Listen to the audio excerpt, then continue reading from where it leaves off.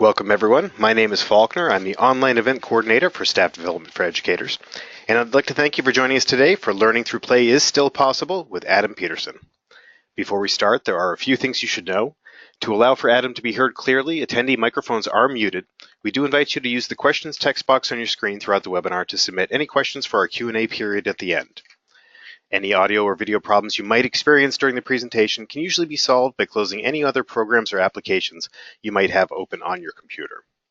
The session is being recorded, and you should receive a link to the archive within 48 hours. And finally, at the end of today's presentation, you will see a short survey, and by completing that survey, you do assist us in providing future complimentary webinars.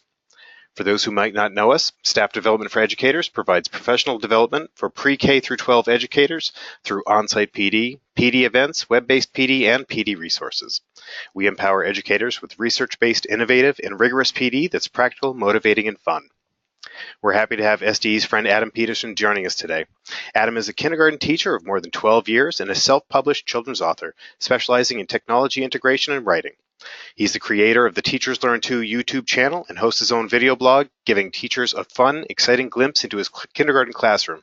In the coming months, Adam will be presenting at Teach It, Tried and True, Fun and New with Kim and Crew, 2 days of nonstop learning, empowerment, motivation, and fun, along with Kim Atzett and Dee Dee Wills in multiple locations.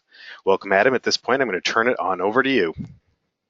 All right, thank you, Faulkner. I appreciate that. Hello, everybody, and thank you for joining us tonight. I always start these things with thanking the teachers for taking time out of their busy schedule. I know how busy you all are, so it means the world to me that you're sitting down listening to me talk for a half hour here. This is going to be quick and kind of different for me because this is a talk that I'm used to giving in a full SDE presentation. So I took out some of the key points I want to talk to you about, and then hoping that we'll see you on the road somewhere to hear the whole Learning Through Play talk that I give and really kickstart a play-based classroom in your classroom.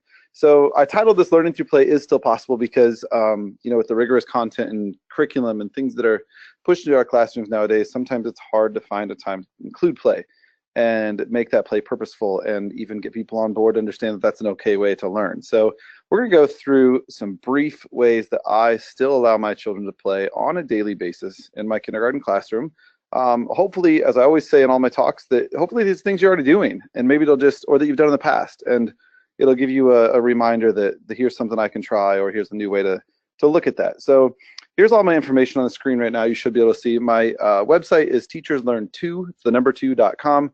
Long story behind that, so I won't get into it, but the reason there's the number 2 there, that'll link you straight to my YouTube channel. And as Faulkner mentioned, I do a video blog, a vlog from my classroom. I try to do it once a week, twice a week, just sharing some tips and tricks for all of you and things you can include into your classroom. You can follow me on all social media channels there at Teachers Learn Too, and hope to see you on there. There's some cool stuff always going on my channel. So let's talk about play. So before we do, this is my family. I like to always let you guys know that I am a real person and I am a teacher. I just left my classroom, and actually that's why we're getting started right on time or a few minutes late, because I ran out the door, ran home to jump on my home computer here. But that is my family, and we have a very unique but awesome family situation. We all actually just ran in the door because while I'm teaching in my kindergarten classroom, my wife Trisha is about 4 or 5 doors down the hall teaching 2nd grade in the same school, and our kids both go to school with us. So we get to experience school and family all day long, and it's a blast. This is where I teach. It's called Saratoga Elementary School. There's my website again, in case you didn't catch on the first slide, teacherslearn2.com. But as you can see from the picture here, I have a very, very awesome space. I'm super grateful for that. I don't take my space for granted at all, ever.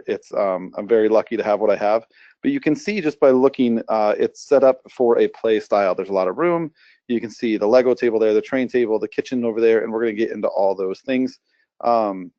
And this is the way I plan all my activities. I take whatever curriculum I have to teach, which we all know it's there, it's whatever's there my school requires me to do, and I try to turn it into a fun, exciting form. And a lot of that we'll discuss in my seminar when you come see us at Teach It, or anytime I'm presenting with SDE, you can see me talk about play in a deeper format. Today we're just going to kind of pick apart some of the specific games and activities that I like to use on a daily basis that you can easily throw into your classroom tomorrow.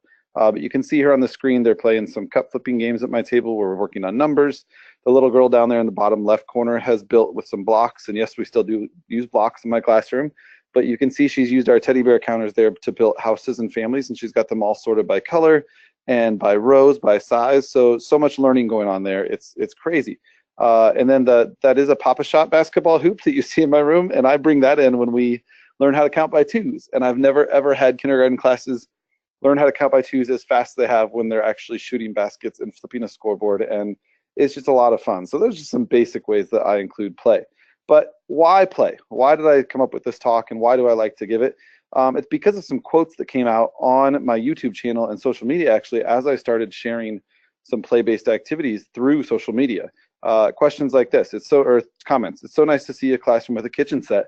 And I started hearing from so many classrooms around the country that had to get their kitchens out of their classroom. And I was blown away, like from the dramatic play to the socialization that happens in that center in my room. It blew my mind to think that that was being taken away from 5- and 6-year-old children. This came up. I wish our kids had the opportunity to play with blocks like yours do. Another one that just totally shocked me, that we're not allowing 5- and 6-year-old kids to play with blocks in a creative, even in a STEM-based format. There's so much that can be done with that.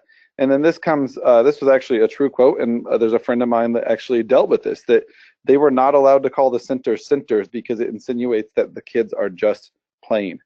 And that's what the kids should be doing. They should be playing, but they're never just playing in my room. They're always learning through play, and that's why I do this talk. And then the biggest question is, why play? And I answer that with why not? Why not play? The kids need it. They really do. And this is why. This is the definition of play in the dictionary. Play as a verb specifically says to engage in an activity for enjoyment and recreation rather than a serious or, sorry, my screen is hidden there, purpose. And then the noun is activity engaged in for enjoyment and recreation, especially by children. And if you look at those specific definitions of the word play, these 3 words stand out to me. It has to be some type of activity that the kids are engaged in and that they are enjoying. And I think that no matter what you are doing in your classroom, whether it be today or tomorrow or the next day, you can find a way to create activities that are engaging and enjoy, or enjoy, the kids can enjoy. And it doesn't have to always be, a long thought out play game type thing, but there are so many different ways that you can just simply play with a 5-year-old or a 6-year-old child and show them that it's a way of learning. So those 2 words stand out to me, engagement and enjoyment, but I always like to focus on another E, and that is expectations. Because before you ever try to turn, your strict curriculum driven stations into play type stations, you really have to develop some expectations. And my kids are in a station-based format twice a day for about 40 minutes at a time. And there's a lot going on to where they're broken up into 4 different groups of students. Some are at my table working with me. I've got parent volunteers that are pulling children to work on things. So we have to develop some very clear expectations to allow them to learn through this play. So whether these expectations match your current behavior plan or your classroom, I hope there's a way that you can use these to help guide this playful learning in your room. So here's a quote that I came up with, and this is how my kids know I run my room. I use a firm but fair classroom management style to easily set up effective learning situations. So any situation that's going on in my room, whether it be whole group or small group or play-based centers or whatever it is that we're doing, my kids know what I expect, and I think that's the firm side of it. They know what I expect from day one. They know that I will respect them as much as they respect me, and we work together on that. They know that I'm going to be fair. If things are going great, they're going to play. If there are some things we need to talk about, we're going to stop and we're going to talk about it. And I think by mixing those 2 things, by making sure that you are firm and fair, your classroom is going to be effective, no matter what it is that you're doing, curriculum or not. So expectation, these are 3 ways we cover them. Respect goes both ways. My kids know that if they're being respectful of me and my time, then I'm going to give them the time that they deserve to go play. We have a big saying in my room that is, if you waste my time, I'm going to waste yours. If you're wasting our lesson time and you're taking away time from what we're supposed to be doing when we're in a whole group or we're really focused on a lesson or a topic, then you're also losing out on your playtime. And that's where the respect goes both ways. I include kids in decisions. I think it's very, very important. And this is why if you ever see pictures of my room or you visit my classroom, you're not going to see a lot of store-bought expectation posters like rules or things like that, because I include the kids in decisions to make up those rules or help me make up posters for those rules throughout the year.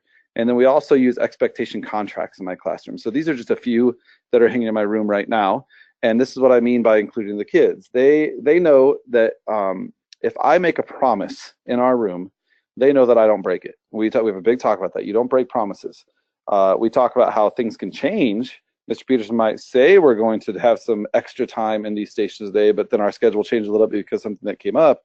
And that's why I don't make a lot of promises, because they know that if it's promised, it's not going to change. And I expect the same from them. So there's our flexible seating contract or promise that they all signed. And we went over our flexible seating rules. We really talked about, how flexible seating can be used positively in our room. And then they sign that promise. And anytime something's going on, I point to that promise and we think about it and we talk about what we could change. In our group one that they signed, they know that they have to work together and ask 3 friends before coming to talk to me, cleaning up before moving on to a different activity. So I think that by doing that, by including the kids in all the expectations throughout my room, and there's more than just these 3 hanging in my room, we have expectation contracts for every little thing you can imagine, because I think that their inclusion in that decision really hits home, rather than if they're just looking at a chart or looking at an anchor chart that you made before they ever came to the room. So include the kids, and I think you'll see them start to follow those expectations a lot more. And now that we're getting into play, we're going to start really focusing on some games and activities. And this is one of the ideas or philosophies I try to live by when I start planning my play-based stations. I never, well, I'm not going to say never because the games do change, but I rarely try to change the actual game.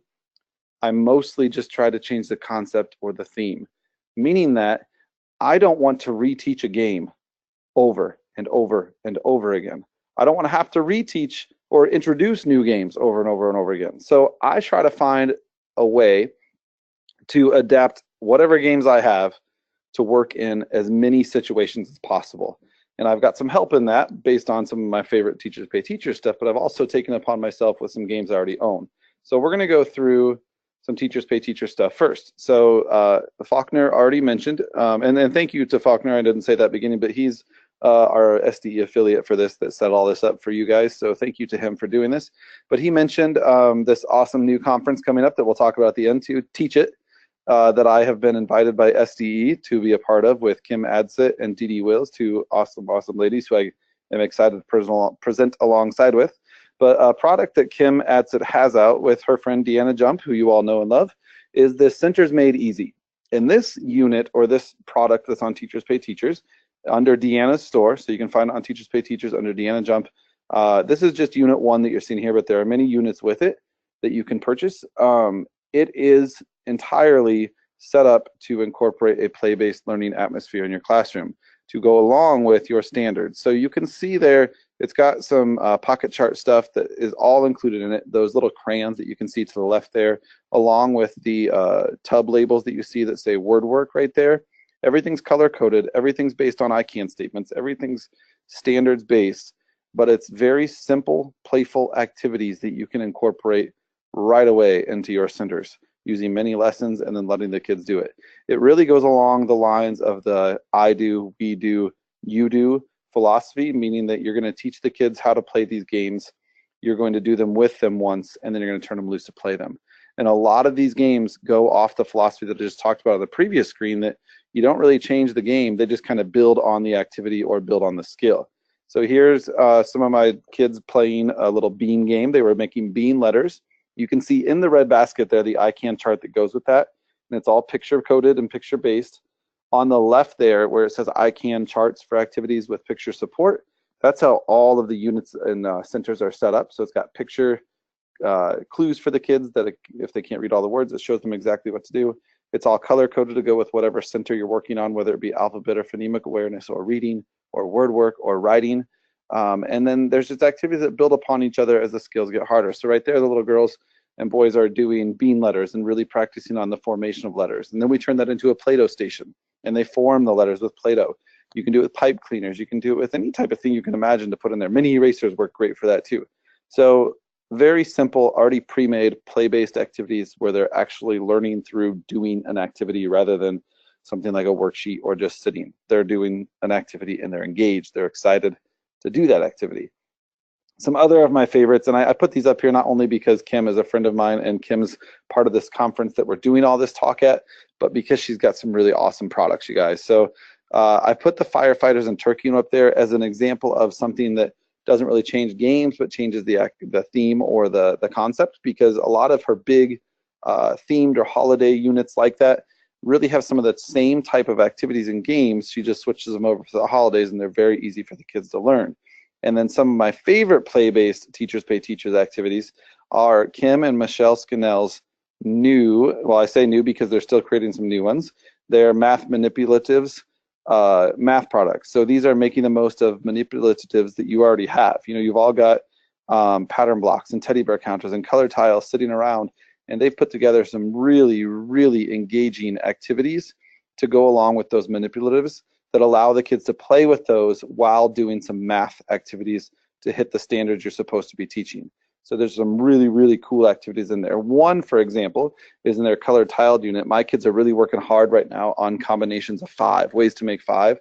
And there's some awesome activities in there that instead of just doing combinations of 5 with simple red and yellow counters on a worksheet, there's some recording sheets to go with colored tiles and building groups to 5, and some really, really neat stuff. So check those out if you get the chance. Some products you will not regret purchasing and downloading.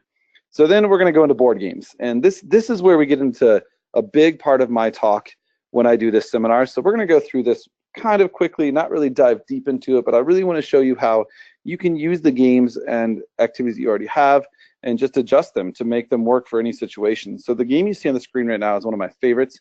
It's a leapfrog game that is similar to Perfection, and it's a very, very simple match the alphabet station. All they have to do is set a timer, push the board down, match up the ABCs before the timer runs out. Well, my kids have figured out that this timer moves very, very slowly. So we added to it. We changed this into a different type of learning game. It's set up to be an alphabet match. Well, then we turn it in before you can match up the alphabet. You have to say the letter sound before you put it in. You can't put it in the board until you tell me what the letter sound says. Well, then we turn it into, you have to tell me a word that starts with that letter before you can put it in the board, and take a little bit of extra time. And then to take it a step farther, you as the teacher or one of their friends in a group could say a word or an animal that starts with a letter. They have to find the correct letter to do it. Well, then take it a step farther and turn into a game where they're looking for things, like put out some animal cards that you have or some type of picture cards that you have that they have to match at the beginning sound before they put it in. So they have to flip over a card and then find the correct letter before putting it in. And all those things really, really work on their fluency of identifying letters before they have to beat that timer, because they want to beat that timer and they want to move on. As we move through board games, we're also going to talk about this. This is by far my favorite board game to include in all types of learning in my classroom because it is adaptable in so many ways. So I'm one of those guys that has multiple copies of Candyland, but I don't really keep multiple copies of Candyland on hand for the entire game, more so just for the cards. So I will find these at garage sales. I'll ask parents to donate them to the classroom. I think you can even make your own online somehow, or whatever type of cards you want to use. I try to find as many packs of Candyland cards as I can, because I'm constantly changing out the cards, though the game stays a staple in one of our game stations or our play stations. So for instance, my kids just finished a week of playing Candyland in their stations with their groups, where they were having to read a letter off of the back of a Candyland card. So they flip over a Candyland card, and you know how Candyland works. It's got a red square on it. And if there's one red square, they know they can move to the first red square that comes next on the path. Well, my kids know that before they can move that red square, they have to tell their friends the letter that is on the square. Well, then we take it farther, just like the last game, and they have to say the sound the letter starts with. And then I have a whole other set of Candyland cards that have simple sight words on them, where they have to either, like tap out words, CVC words. And then I've got a whole other set that is our entire list of sight words. And then I've got some that are rhyming words. So they have to come up with a word that rhymes. So I've got a sticker of, let's say there's a sticker of a log on a Candyland card. They have to say a word that rhymes with log before they can move to that next square. Well, Candyland is not just used in my reading centers. I use it in my math centers too. So just reading a number on the Candyland card before they move, or solving a simple math equation before they move to the next one.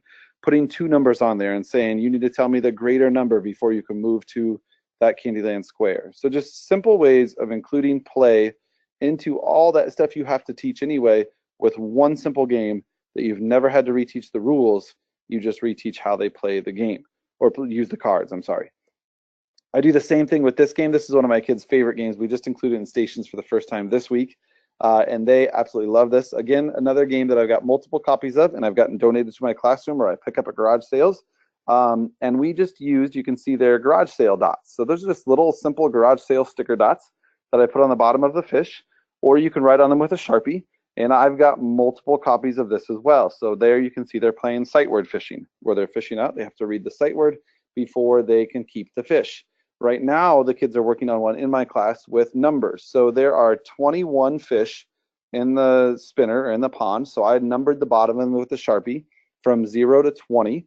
And they know the first way they're playing this is as a team.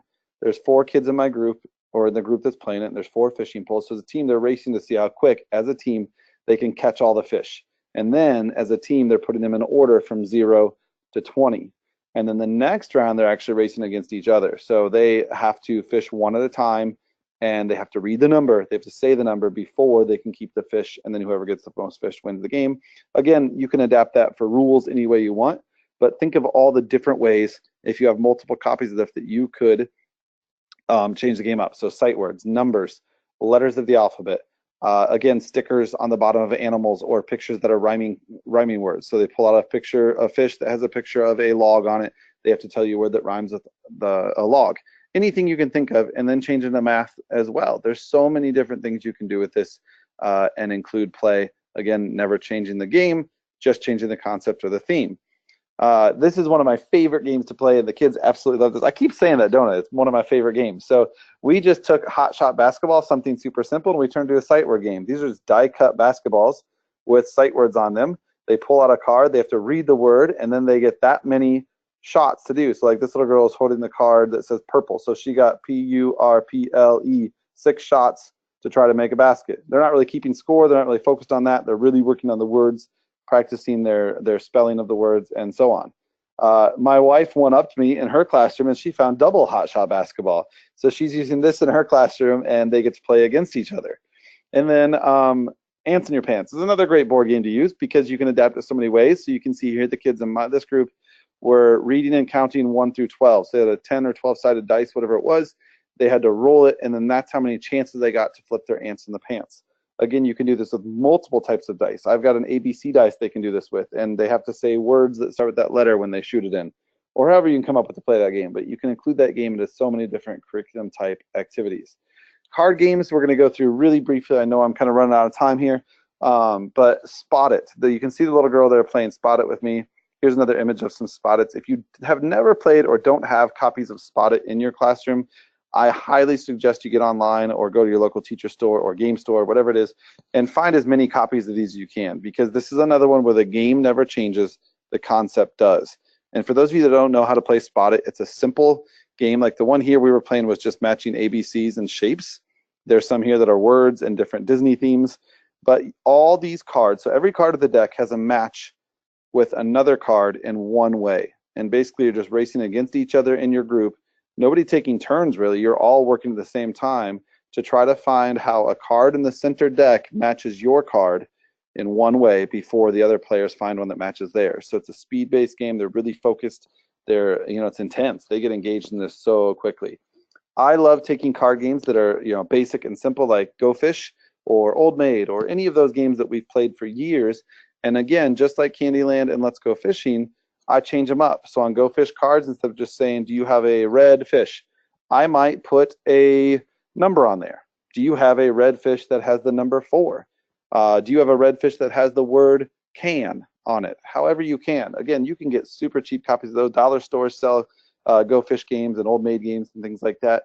And just find ways to adapt them. And we're going to talk a lot more about these and games that I've actually adapted once we do this session when you come see us at Teach It. Technology as play is another favorite of mine. I love to include technology in my classroom, and I love to include in ways the kids might not have at home. So this is one of my favorite technology activities. It's called Osmo, and there's a link there on the screen if you want to use that. If you screenshot it or write that down, that'll take you to a direct place to purchase Osmo for your classroom. And Osmo, if you don't know it, it's an iPad add-on that brings learning to life off of the screen.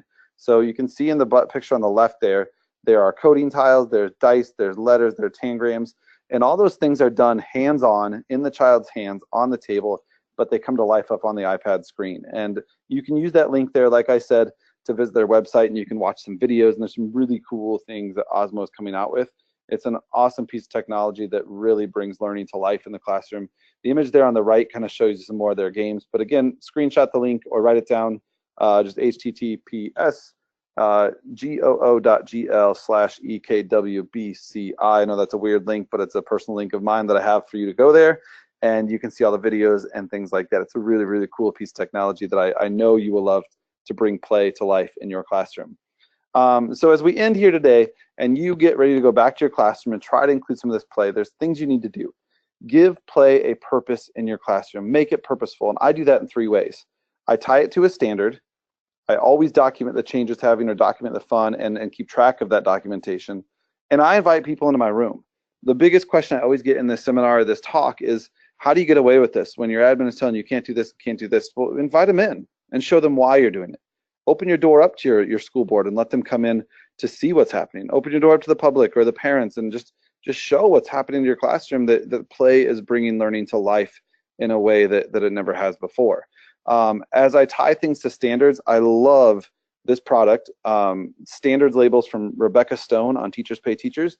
She has all the kindergarten Common Core standards on Avery size address labels. So anytime I get a new game or I'm changing the concept of Candyland or another game, I find a standard on these labels that it meets, and I just slap that sticky label on the box. So if admin or someone walks into my classroom and I'm busy with a small group and they see a group just playing Candyland, they know they're not just playing, because on that Candyland box are all the standards they're hitting by playing that game at that time. Any game I print off Teachers Pay Teachers or that I purchase, I put these sticky labels on so I can always prove to someone that they're meeting a goal or they're hitting the standard and that we're actually learning, not just playing, we are learning through play. To document that change or document the play to show, because we know that sometimes they're playing a game, maybe they're doing a puzzle or they've put together words that they need to do, and I can't always go look at that because I'm working with a small group, but they really want to show me something cool that they did in a game or a play type station. I use an awesome app called Seesaw. Seesaw is, as simple as terms, a digital portfolio. And if you use your QR scanner or screenshot this and scan that, you can get a free month of Seesaw Plus, which includes some really cool features. It's free to use no matter what, but if you email me there to apeterson@sd60c.org, I can send you a link with that same link that QR code will get you, and you'll sign up for a free Seesaw account, but you'll also get a free month of Seesaw Plus to try out. It's an awesome, awesome tool to communicate with parents and just document all the fun things that are happening so you have proof that play is working in your room. So write that or screenshot that link or scan it, or just email me, apeterson@sd60c, with any questions you have. It is sdschooldistrict60c.org, and just say, I would like your Seesaw link, and I'll send it to you. And that's how I do that. So that's about it for me. Again, we talked about Teach It. Faulkner mentioned at the beginning. I'm so excited to be a part of this, you guys. I can't even begin to tell you how excited I am. So check out that website there, because you are not going to want to miss this professional development. It's going to be some really cool things. There are some big surprises that Kim and Dee Dee and I are actually working on over the phone over the past few weeks, and we're excited to incorporate into it. And it's just going to be 2 days of fun. It really is. It's going to be 2 days of fun, nonstop learning by kindergarten teachers for kindergarten teachers. So I hope to see you there. I'm going to turn it back over to Faulkner, let you guys go. I appreciate you listening in, and any questions, you know how to get a hold of me. Thanks, guys. All right, thanks, Adam. We're just going to take a minute to give anybody any a last chance to submit any questions they might have. And in the meantime, to thank everybody for being with us today, we would like to offer you a 10% discount off SDE PD events or on-site training by using the promo code WebBrief before December 8th, 2017. You might be interested in saving that 10% and joining Mr. Adam there, and coming to Teach It, tried and true fun and new with Kim and crew, featuring Kim Adsit, as Adam was saying, Dee Dee, and Adam himself. This amazing trio will definitely empower you to take on the rest of the school year and beyond with a unique blend of timeless strategies and fresh approaches created specifically for kinders. And they're going to be in Bloomington, December 7th and 8th, in Charlotte, December 11th and 12th. And I was just seeing on the website, it looked like we've got another date added in Orlando, April 16th and 17th, it looked like to me. And of course, if you can't make it to a seminar or conference, SDE is ready to customize training to meet the unique needs of your school or district at any time. And for more information on PD events, training, or resources, give us a call at 877-388-2054 or visit us at sde.com. And please do, we encourage you to follow us via social media, Facebook, Twitter, and Pinterest under the username SDE for Educators with the number 4. And on LinkedIn, you can search for SDE for Staff Development for Educators. And you can find Adam on Twitter and Facebook with the username @TeachersLearn2 with the number 2. And I want to thank everybody for our patience. And we just have a few questions. I want to get those before we take off for the day. Sharon was asking, how do you store so many games? What do you do for storage? That's a good question. You saw the space in my room. I'm lucky. I'm not gonna lie. I'm very lucky. What you couldn't see there from the picture in my classroom, behind where I was standing, I have a giant wall that's one big shelf, and I just use the smallest yet most roomy Sterilite tubs to store a lot of my games in, and I just stack them as high as fire code will let me. And then I also have some very, very big closets in my room. So I do make space for all the games in my closets, and then I'm pulling them out. As far as when the kids are using them, I use just like baskets or tubs from the Dollar Tree, or baskets or tubs that I pick up at IKEA, and they stay in what we call our station tubs. So they're stored in there throughout the week or whatever weeks the kids are playing with them. Things I'm not using just go in my closets, stacked up on the shelves, and my closets are what I call organized chaos. I know where everything is in there, and you know how that works. I think any teacher does. All right, and looks like the last one we have is Lisa was wondering, in addition to the learning by play, what other topics are you going to have at the Teach It conference? Yeah, you know what? There's so much going on at that conference. So we're talking about play-based learning. We're going to talk about room flips, engagement, some STEM activities. DD Wills is doing a lot on writing. Kim's doing some stuff on motivating readers. So every subject of your curriculum is going to be covered in some way.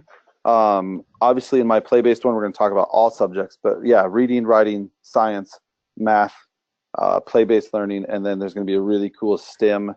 I think it's STEM seminar / activity that's kind of still a secret that I'm not really going to say much about. So it's going to be fun regardless of what we're doing. You're going to have a blast, I guarantee it.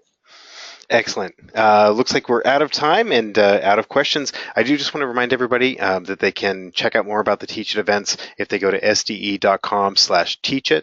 And I would like to remind everybody also that the archive of this presentation will be available within 48 hours, and you'll be getting an email along with the link, and we certainly encourage you to share that out with friends and colleagues. I want to thank Adam for joining us today. I hope everybody enjoyed today's presentation and that everybody has a great rest of the day and rest of the week. Thanks, everybody. Bye-bye.